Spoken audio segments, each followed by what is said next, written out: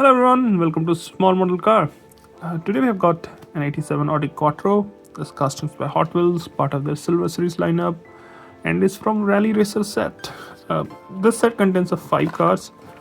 If you look at the back, so there is the Audi, you have the Honda S800, Ford Escort, 71 Datsun, and the Lancia Rally.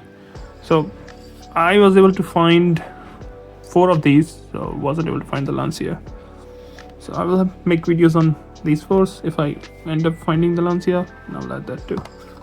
But yeah, this, if you don't know about Silver Series, those are between mainline and premium. So you do get some nicer details compared to mainline, like those nice looking wheels, better detailed front and rear end. But you miss out on details like rubber tires, metal base, and slightly premium paint. Yeah. So let's open it up and see how does it look. So here's the 87 Quattro out of its box, and the first thing you will notice is really cool paint. Silver paint with all that stickers, like the rally car.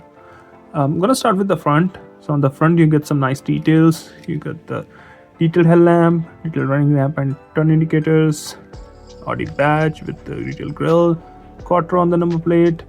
Also you get both the mirrors, windshield wipers, and this really cool paint on the hood. Looks really good.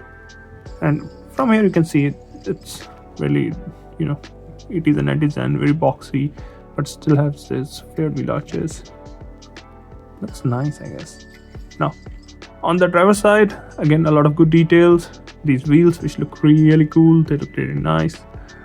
Again the paint, the rally theme continues with Audi Quattro, Michelin on the side.